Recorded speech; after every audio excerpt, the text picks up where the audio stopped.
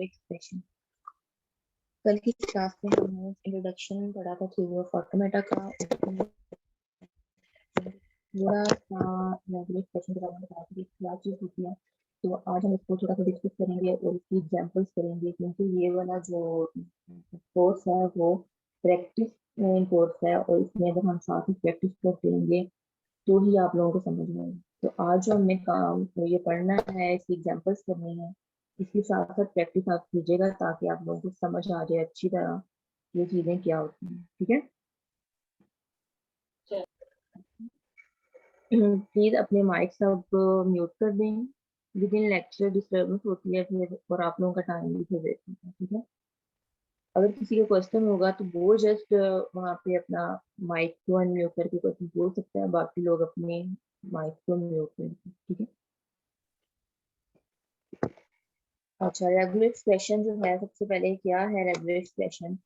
कल मैंने जैसे आपको बताया था कि कुछ चीजों की हमने जैसे कोई एनएफए डीएफए बनाना है तो उसका कोई भी एक्सप्रेशन बनाना होता है, यानी कोई जैसे कि हमारे पास कोई एक मैथमेटिकल इक्वेशन होती है या एक्सप्रेशन हम लिखते हैं, कोई भी इक्वेशन टाइप कुछ भी लिखते हैं, उसको लिखने का कुछ तरीका होता है। ठीक है, इस तरह थ्योरी ऑफ ऑटोमेटा में रेगुलर एक्सप्रेशन को लिखने के क्या तरीके हैं और हम क्यों लिखते हैं, इसको हम डिस्कस करते हैं। सबसे पहले वो कह रहे हैं notation to specify a language, कि हम अपनी लैंग्वेज को स्पेसिफाई करने के लिए एक नोटेशन है कि अपनी लैंग्वेज को किस तरह लिखें।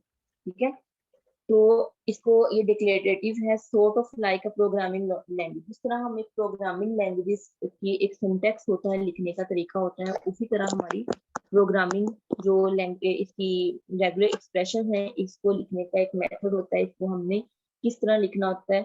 Fundamental in some language like Perl and application like जैसे कि वो कह रहे हैं कि कुछ एग्जांपल्स दी हुई हैं कि जिसमें उनको वहां पे रेगुलर एक्सप्रेशन प्रोग्रामिंग लैंग्वेजेस लिखी जाती है, इसी तरह हमने रेगुलर एक्सप्रेशन लिखने होते हैं। ठीक है, ये जो है सबसे ज्यादा जरूरी है कि हम कोई भी जब एनएफए या डीएफए बनाते हैं, ये उसको डिस्क्राइब करने में हेल्प करती है। ठीक है, capable of describing the same thing as NFA. ठीक है, हमने उसको एक मशीन में बना देना होता है, यानी एक डायग्राम में बनाना होता है, और ये हमने एक एक्सप्रेशन में लिखना होता है, चीज वही होती है। ठीक है, अब ये देखें कि वो कहते हैं the two are actually equivalent, regular expression NFA DFA, ये तीनों चीजें जो हैं वो सेम है, बस इनको बनाने का, इनको लिखने का मेथड अलग अलग। कोई भी चीज की इनकी लॉजिक अगर आप रेगुलर एक्सप्रेशन की लॉजिक बना लेते हैं तो उससे आप लोग एनएफए भी बना सकते हैं, उससे डीएफए बना सकते हैं। ठीक है, तो इस वजह से एनएफए और डीएफए बनाने से, कोई मशीन बनाने से पहले जरूरी है कि हम रेगुलर एक्सप्रेशन जो है वो बनाएं, ताकि जो है हमारे पास एक चीज सामने हो। जैसे कि हम कोई भी प्रोग्राम लिखने से पहले उसकी कुछ चीजों को पहले सेट कर लेंगे, यानी कुछ लॉजिक यानी एल्गोरिदम जैसे पहले लिख लेते हैं। ठीक है, जब हम एल्गोरिदम लिख लेते हैं पहले तो हमें प्रोग्रामिंग लिख करना आसान हो जाता है, यानी उसका कोड लिखना आसान हो जाता है। इसी तरह ये है कि रेगुलर एक्सप्रेशन एज एल्गोरिदम है, उसको जब हम उसको लिख लेते हैं तो उससे हमें एनएफए और डीएफए बनाना बहुत आसान हो जाता है। ठीक है, we can define an algebra for regular expression. जैसे अलजेब्रा में एक्सप्रेशन होते हैं, ए प्लस बी मैं कह दूं, ए प्लस बी इंटू, अगर हम ब्रैकेट्स में लिखते हैं ए प्लस बी, ए माइनस बी, वो भी तो एक रेगुलर एक्सप्रेशन है, सेम एज इट इज उस तरह हमने अपनी किसी भी प्रॉब्लम का रेगुलर एक्सप्रेशन लिखना। क्लियर? अच्छा, आगे है रेगुलर एक्सप्रेशन जो अलजेब्रा ऑफ लैंग्वेज। प्रीवियस वो कह रहे हैं कि ये हमने अभी डिस्कस करनी है, यूनियन, कंसंट्रेशन और क्लीन स्टार। इसको अभी हम डिस्कस करेंगे बाद में लेक्चर में, ये मैंने बाद में, क्योंकि थोड़े से टफ टॉपिक्स हैं ये, हमें रेगुलर एक्सप्रेशन समझ आएगा तो हम ये करेंगे। डेफिनेशन ऑफ रेगुलर एक्सप्रेशन जो है क्या है, R is a regular expression, R हम डिनोट करते हैं रेगुलर एक्सप्रेशन को इफ इट इज। अब इसमें ये केसेस हैं कि कौन कौन से केसेस हैं। सबसे पहले है A for some, A is alphabet, यानी कोई भी जो हमने अल्फाबेट यूज किया, कल के लेक्चर में हमने पढ़ा था ना कि अल्फाबेट हम कोई भी 0 1 ए बी कुछ भी यूज कर सकते हैं। तो हमारे पास अगर अल्फाबेट है, अल्फाबेट को डोनेट करने का हमारे पास सिग्मा नोटेशन है।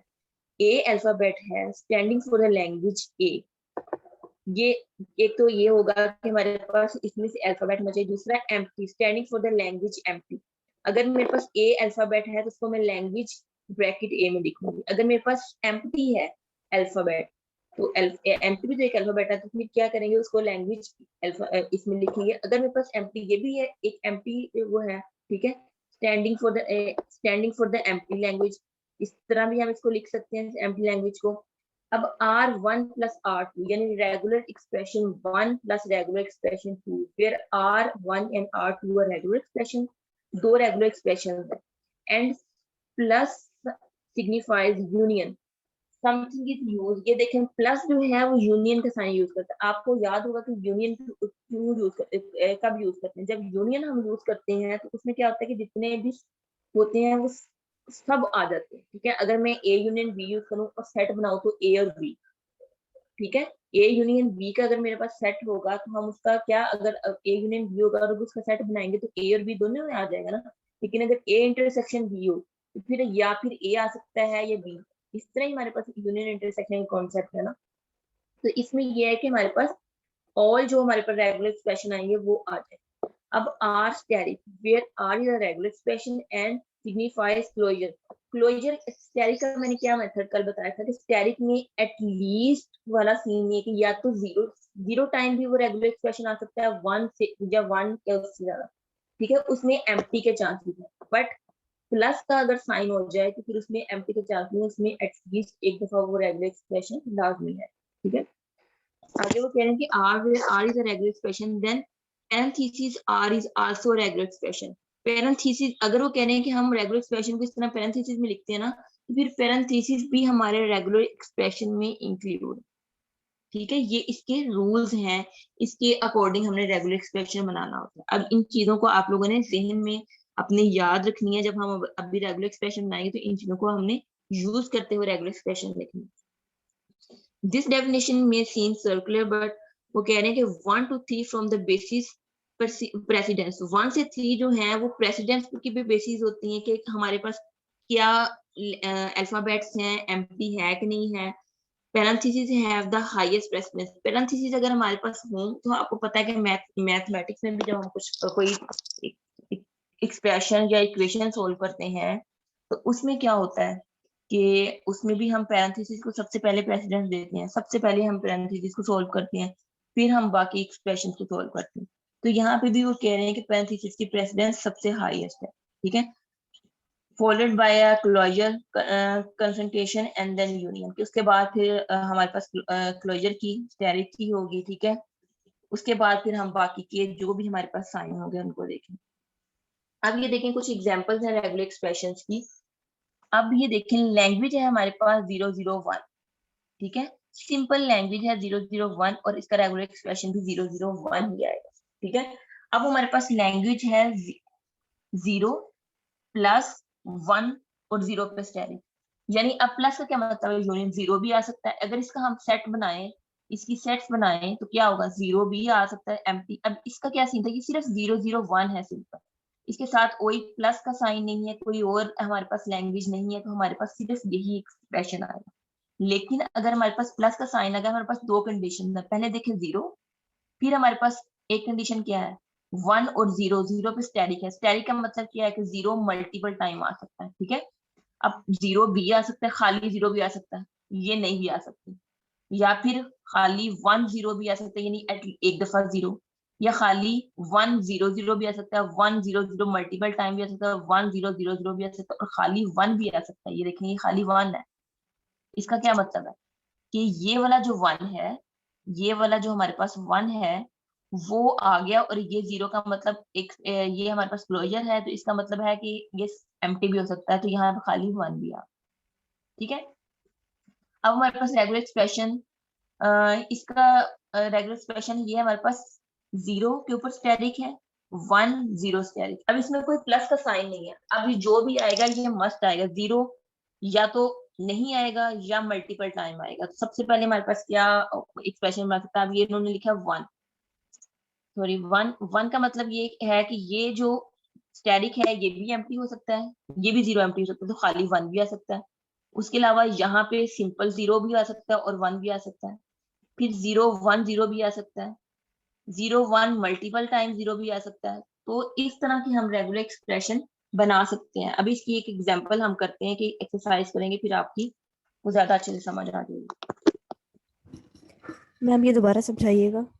जी जी, मैं अभी मैं पेज पे समझाती हूँ, फिर आपको समझ आएगी।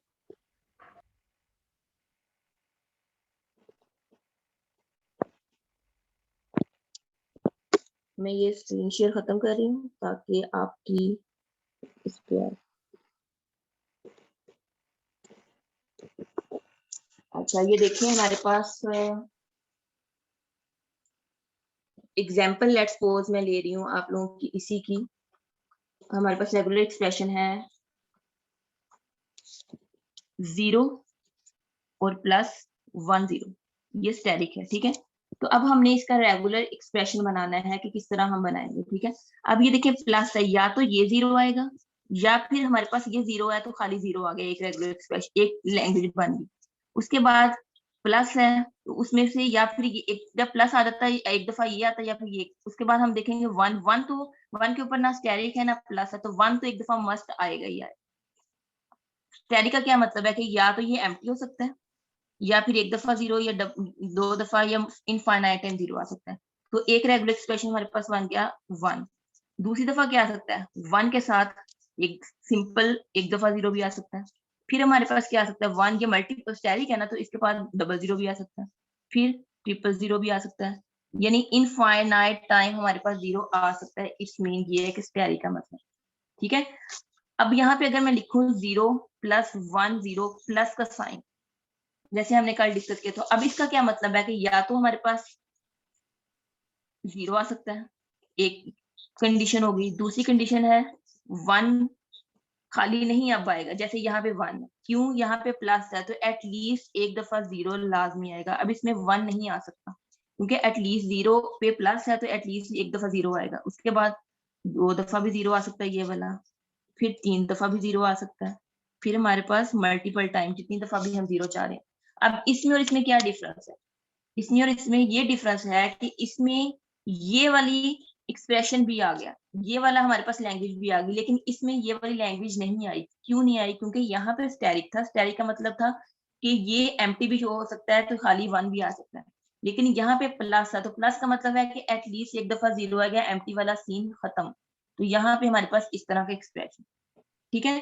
अब नेक्स्ट हमारे पास जो हमने भी डिस्कस किया था कि अगर हमारे पास लैंग्वेज हो 0 स्टैरिक 1 0 स्टैरिक, ठीक है, ये हमारे पास लैंग्वेज है। अब ये देखें कि हमारे पास 0 स्टैरिक और 1 0 स्टैरिक है, तो अभी इसमें प्लस का कोई साइन नहीं है, तो हमारे पास कंडीशन ये हमारे पास मस्ट आएगा। अब ये स्टैरिक है, इसकी ये कंडीशन ये भी हो सकती है ये एम्प्टी होगा। अगर मैं लिखूं इसको एम्प्टी 1, ये भी एम्प्टी हो गया। तो ये हमारे पास खाली लैंग्वेज आ गई 1, सेट आ गया 1 का। और लेकिन अगर ये एम्प्टी ना हो 0 और 1 भी हो सकता है, ये एम्प्टी हो सकता है, ठीक है। इसका मतलब है कि ये 1 और 0 1 हो गया। लेकिन अगर ये 0 एक दफा 0 आ गया 1 आ गया 0 भी आ सकता है, और इस तरह भी आ सकता है मल्टीपल टाइम 0 0 1 0 भी आ सकता है, मल्टीपल टाइम 0 0 0 भी आ सकता है 1, उसके बाद 0 0 0 ये इस तरह आ सकता है, ठीक है। तो इस तरह हमारे पास ये एक्सप्रेशन बनते हैं। यहाँ तक किसी को समझ ना आई हो? आ गई। मैम कहानी थोड़ा पीछे बता दें जरा। क्या कहाँ से? ये थोड़ा सा पीछे से जरा, ये अभी ज्वाइन किया है तो कहानी थोड़ा पीछे बता दें जरा। अच्छा ठीक है, हम रेगुलर एक्सप्रेशन का टॉपिक पढ़ रहे हैं, तो रेगुलर एक्सप्रेशन को बनाने का मैं तरीका बता रही थी कि किस तरह हमने रेगुलर एक्सप्रेशन बनाने हैं, ठीक है। तो उसमें मैंने बताया था कि हम प्लस का साइन यूज करेंगे तो हमारे पास कंडीशन आ सकती हैं कि हम उसमें से या एक दफा ये यूज हो सकती है, इस तरह हम सेट बना सकते हैं या इससे बना सकते हैं, ठीक है। लेकिन अगर हमारे प्लस का साइन आए तो हम उसमें हर एक लैंग्वेज का सेट बनाएंगे, ठीक है। जब हमारे पास स्टैरिक आ जाता है तो स्टैरिक में क्या होता है कि एम्प्टी के भी चांसेस होते हैं, ठीक है। लेकिन अगर हमारे पास प्लस आ जाए तो एम्प्टी के चांसेस नहीं होते। अब ये देखें 0 और +1 0 स्टैरिक है, ये हमारे पास एक लैंग्वेज है, इसके हमने सेट्स बनाने हैं, ठीक है। ये हमारे पास लैंग्वेज के एक्सप्रेशन लिखा हुआ है, ये एक रेगुलर एक्सप्रेशन है, रेगुलर एक्सप्रेशन के हमने सेट्स बनाने हैं। तो या तो खाली 0 आएगी तो मस्ट 0 आएगा ही आएगा, ठीक है। जो चीज लिखी हुई है इसके ऊपर कोई स्टैरिक नहीं है, कोई साइन नहीं है, तो इसका मतलब है कि 0 एक दफा मस्ट आएगा ही आएगा। उसके बाद हमारे पास है 1 0 स्टैरिक की कंडीशन।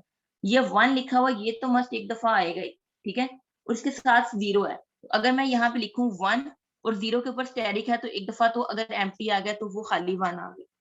लेकिन अगर 1 टाइम 0 आ गया तो 1 0 बन जाएगा, लेकिन 2 टाइम 0, क्योंकि ये मल्टीपल टाइम इनफाइनाइट टाइम हम 0 लिख सकते हैं, तो जितनी दफा मर्जी इसके आगे 0 लिख सकते हैं, तो ये सेट्स बन जाएंगे। लेकिन अगर प्लस आ गया तो प्लस में क्या होगा, 0 तो मस्ट आएगा ही आएगा, 1 भी मस्ट आएगा, लेकिन इसके ऊपर प्लस है तो प्लस का मतलब है कि एटलीस्ट 0 एक दफा लाजमी आएगा, तो मैं इसके साथ 0 लिख दूंगी, ठीक है। उसके बाद 2 दफा भी आ सकता है, 3 दफा भी आ सकता है, मल्टीपल टाइम। अब इसमें और इसमें डिफरेंस ये है कि इसमें स्टैरिक था, इसमें 1 एम्प्टी आ सकता है, खाली 1 आ सकता है, उसके साथ 0 एम्प्टी की कंडीशन थी, इस वजह से 1। इसमें 1 खाली नहीं आ सकता क्योंकि इसमें एम्प्टी की कंडीशन नहीं है, स्टैरिक नहीं है, प्लस है, तो एटलीस्ट 0 एक दफा आएगा, तो इस वजह से यहाँ पे 1 वाली कंडीशन खत्म हो गई, ठीक है। उसके बाद हमने रेगुलर एक्सप्रेशन डिस्कस किया था, 0 स्टैरिक 1। ये जो दरमियान में प्लस है इससे कोई फर्क नहीं पड़ता, ये जो फर्स्ट क्वेश्चन में 0 प्लस, ये दरमियान वाला जो प्लस है इससे कोई फर्क नहीं पड़ता। प्लस का साइन इसलिए डालते हैं कि हमने लैंग्वेज जब बनानी है या तो ये यूज होगा या ये यूज होगा, ठीक है। प्लस का साइन इसलिए डालते हैं, लेकिन अगर प्लस का साइन ना हो, पूरा एक्सप्रेशन आ जाए, तो फिर क्या होगा कि वो मस्ट पूरा एक्सप्रेशन आएगा ही आएगा। लेकिन इसमें क्या हो सकता है, या हम इसको ले सकते हैं एट अ टाइम, या हम इसको ले सकते हैं अपना सेट बनाने के लिए, ठीक है। अच्छा, तो अब हमने इसकी एक और एग्जांपल की है उसके बाद के, ये देखें 0 स्टैरिक 1 0 स्टैरिक। अब इसमें प्लस नहीं है तो हमारे पास तीनों मस्ट आने चाहिए। अब 0 स्टैरिक है तो मैंने ये बताया था कि अगर हमारे पास कोई भी स्टैरिक आ जाए, ये देखें कि अगर हमारे पास स्टैरिक आ जाए तो इसके सेट्स क्या बनते हैं। मैं यहाँ पे सेट्स आपको लिख के बता देती हूँ। तो अगर हमारे पास 0 स्टैरिक है तो इसके क्या क्या सेट्स बनेंगे। इसका एम्प्टी सेट भी बन सकता है, इसका एक दफा 0 भी बन सकता है, 2 दफा 0 भी, 3 दफा 0 भी, एंड सो ऑन, जितनी दफा मर्जी भी, ठीक है। अगर मैं 1 स्टैरिक लिखती हूँ तो इसके क्या सेट्स होंगे, एम्प्टी भी हो सकता है 1, 2 दफा 1, 3 दफा 1, और इस तरह सो ऑन, जितनी दफा 1 मर्जी लिख सकते हैं। लेकिन अगर मैं लिखूं कि 0 प्लस, तो इसका मतलब है कि एम्प्टी की इसमें कंडीशन नहीं आएगी, एम्प्टी का सेट नहीं बनेगा प्लस में, इसमें सिंपल 0 0 0 0 0 मतलब सो ऑन। और अगर मैं 1 का प्लस लिखूं तो इसमें भी एम्प्टी की कंडीशन होगी, 1 से स्टार्ट होगा, 1 1 1 1 1 एंड सो ऑन, जितनी दफा मर्जी आप लिख सकते हैं। ये प्लस और स्टैरिक का कॉन्सेप्ट है, ठीक है। तो जब हम रेगुलर एक्सप्रेशन लिखेंगे, अब लेट्स सपोज कि मेरे पास एक रेगुलर एक्सप्रेशन है, एक एग्जांपल कर लेते हैं हम, 0 और 0 प्लस 1 का स्टैरिक, ठीक है। अब इसमें क्या है कि हमारे पास क्या क्या आ सकते हैं रेगुलर एक्सप्रेशन इसकी। इसमें आप लोग का सबसे पहले तो उन्होंने लिखा हुआ है 0, तो 0 प्लस 1 स्टैरिक, जो 0 लिखा हुआ है उसमें हमारे पास मस्ट है कि हम 0 0 एक दफा लाजमी आएगा, ठीक है, क्योंकि हमने 0 लिख दिया।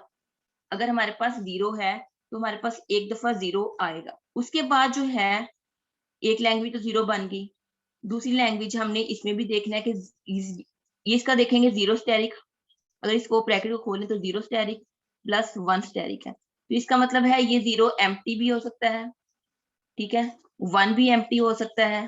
तो या फिर हम इसका लैंग्वेज क्या लिख सकते हैं, 0 तो एक दफा मस्ट आएगी, 0 0 भी आ सकता है, 0 0 भी आ सकता है, 1 1 भी आ सकता है, 1 1 भी आ सकता है। तो इस तरह हमने इसकी एक्सप्रेशन बनानी है कि किस तरह हम लिख सकते हैं। समझ आ रही है इस चीज की कि किस तरह हमने लिखनी है। जो चीज जिसपे स्टैरिक या प्लस ना हो वो चीज हमने मस्ट लिखनी होती है, ठीक है। जिस चीज पे स्टैरिक या प्लस आ जाए तो उसमें हमने देखना होता है कि किस तरह की कंडीशन है, ठीक है। अब मैं कहूँ कि अगर आप लोगों ने एक रेगुलर एक्सप्रेशन बनाना है, ऐसा रेगुलर एक्सप्रेशन बनाएं।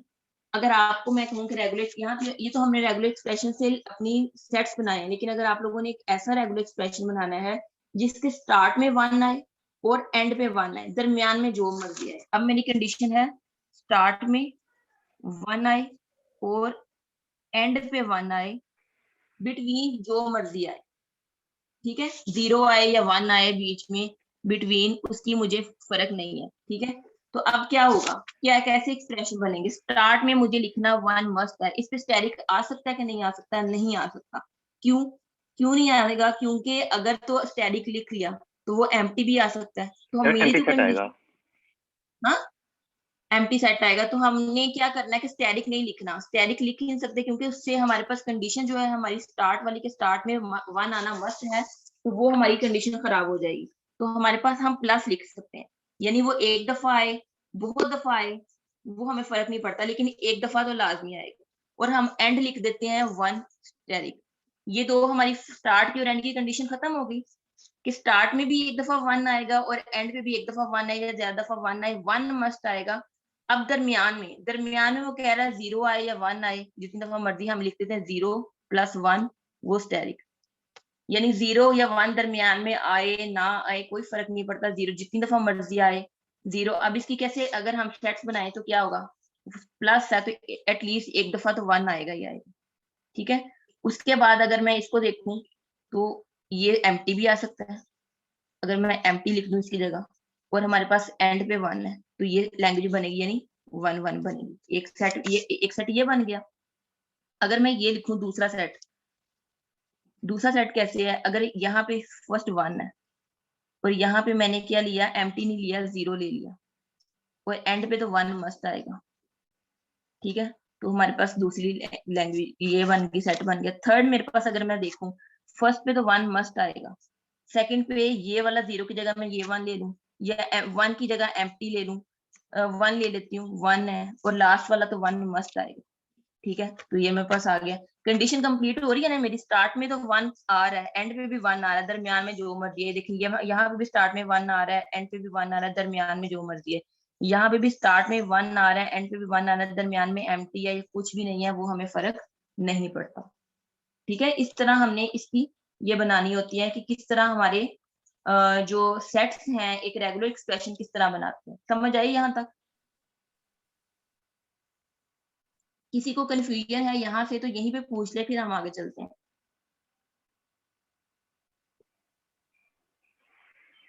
मैम ये सेकंड कैसे बनाया आपने? क्या ये सेकंड वाला 101 101, ये देखिए 1 तो मस्ट आया, और जी 0 जो है अगर 0 पे स्टैटिक है तो वो एक दफा 0 आ गया। इस तरह भी आ सकता है, 1 है तो 0 0 भी आ सकता है, एंड पे तो 1 आएगा। इस तरह भी आ सकता है, 1 है तो कितनी दफा मर्जी 0 आ सकता है और एंड पे तो 1 नहीं आएगा। ठीक हो गया। जब एंड होगा, एंड पे हमने 1 लिखा है तो वो 1 मस्ट ही आएगा ही आएगा। इसको स्टैटिक लगा लो बेशक, या आपने स्टैटिक ना भी लगाओ, क्योंकि हमने यहाँ भी जो लिखी है, जितनी दफा मर्जी वो आए हमारे पास, फर्स्ट एंड पे हमारी कंडीशन सेट हो रही है कि वो 1 आएगा ही आएगा। क्लियर? अब एक और हम एग्जांपल कर लेते हैं कि अगर मैं ये माइक ऑफ कर लें। अच्छा, अगर मैं कहूँ कि आप लोगों ने इस तरह का रेगुलर एक्सप्रेशन बनाना है जिसमें जो 1 है वो ओड टाइम आए, ओड टाइम जो हमारे पास 1 है या ओड टाइम 1 आए। हमारे पास कुछ भी एक्सप्रेशन आए या कोई भी लैंग्वेज बने, लेकिन हमारे पास क्या हो, 1 जो हो उसमें ओड टाइम आए, इवन टाइम ना आए। इसमें कंडीशन है कि इवन टाइम जो हमारा 1 है वो नहीं आना चाहिए। तो अब इसमें क्या है, क्या करेंगे हमारे पास कि सबसे पहले तो अगर हम 0 + 1 के एक्सप्रेशन लिखते हैं, 0 जितनी दफा मर्जी आए, अगर 1 अगर इसकी लैंग्वेज बनाते हैं, अगर हम इसकी सेट बनाए तो 0 आए, एम्प्टी भी आ सकता है, ठीक है, 0 खाली भी आ सकता है, 1 भी आ सकता है, लेकिन 0 0 भी आ सकता है, 0 0 0 भी आ सकता है, लेकिन 1 1 भी तो आ सकता है। इवन टाइम 1 आ गया तो हमारे पास ये रेगुलर एक्सप्रेशन गलत हो गया, ठीक है। इस तरह नहीं है, हमें तो ये ओड टाइम 1 चाहिए। तो हमने क्या करना है कि एक दफा 1 यहाँ मस्ट लिख देना, ठीक है। एक दफा अगर हम 1 लिखेंगे तो उसके बाद 0 जितनी दफा मर्जी आए, इससे पहले 0 जितनी दफा मर्जी आए, ठीक है, 0 इससे पहले जितनी दफा मर्जी आए, 1 आएगा एक दफा, उसके बाद 0 जितनी दफा मर्जी आए, इसका मतलब है कि ये ओड टाइम है। उसके बाद जब भी 1 आए वो हमारे पास इवन टाइम, 1 आए तो वो हमारे पास इवन टाइम है। उसके बाद अगर हम 1 लिखते भी हैं तो 2 दफा 1 लिखेंगे। अब क्या होगा कि जैसे ही 1 आएगा तो उसके बाद जितनी दफा मर्जी 0 आए तो एंड पे 2 दफा 1 आ जाएगा, तो वो ओड टाइम ही रहेगा, इसमें इवन टाइम नहीं आएगा, ठीक है। एक दफा जब हम 1 लिख देंगे तो उसके बाद हम जब इससे पहले 0 जितनी दफा मर्जी आए, उसके बाद जितनी दफा मर्जी 0 आए, ये आपकी लॉजिक पे भी डिपेंड कर सकता है, आप इसको किस तरह एक्सप्रेशन बना सकते हो। आपको हर किसी के एक्सप्रेशन अलग भी हो सकता है, ठीक है। कि एक बच्चा इस कह रहा है कि मेरी लॉजिक ये है कि मैंने इस तरह बनाया, तो इसमें मेरी इस लॉजिक के मुताबिक ओड टाइम ही 1 आ रहा है, इवन नहीं। एक बच्चे ने और एक्सप्रेशन बनाया, उसकी लॉजिक के मुताबिक भी ओड टाइम ही 1 आएगा, इवन टाइम 1 नहीं आएगा, ठीक है। तो ये आप लोगों की लॉजिक्स पे डिपेंड करता है कि आप लोगों ने किस तरह करना है। इसके लेक्चर के फौरन बाद मैं आप लोगों को प्रैक्टिस क्वेश्चन इसके 5 से 10 दूंगी, तो आप लोगों ने उसके रेगुलर एक्सप्रेशंस बनाने हैं, ठीक है। अभी मैं आप लोगों को दोबारा स्लाइड्स पे चलते हैं हम।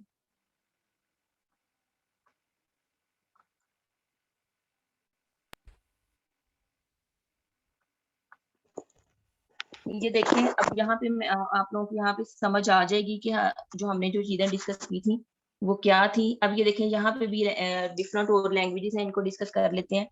कि जैसे लैंग्वेज है 0 प्लस एम्प्टी प्लस, और फिर जो है ब्रैकेट में 1 प्लस एम्प्टी है, तो इसकी क्या बनेगी? या तो खाली इस ब्रैकेट में हम देखें तो नल आएगा, और इस ब्रैकेट में देखें तो खाली नल आ सकता है, वही हमारी सेट बन गया। या फिर हमारा इसमें से देखें 0 आ सकता है, अगर हम इसमें देखें तो 1 आ सकता है। ये इसमें से 0 आ जाए और इसमें से 1 आ जाए, दोनों में से नल ना आए तो 0 1 भी बन सकते हैं। तो ये 4 सेट हमारे इसमें से बन सकते हैं, ठीक है।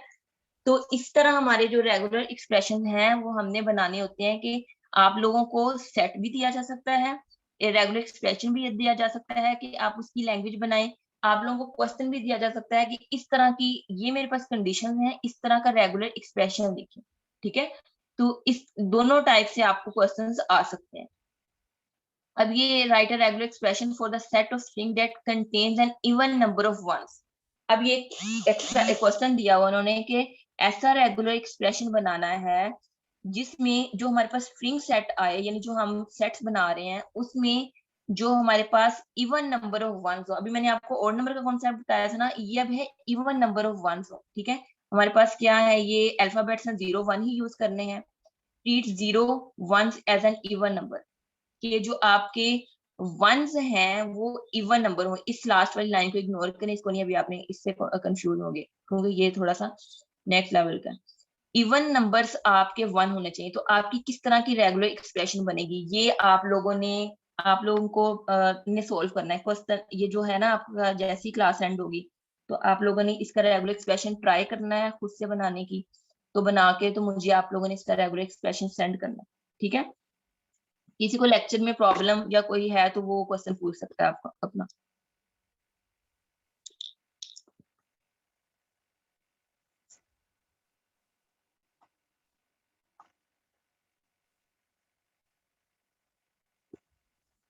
स्टूडेंट्स, बुरहान आपने अटेंडेंस ले ली?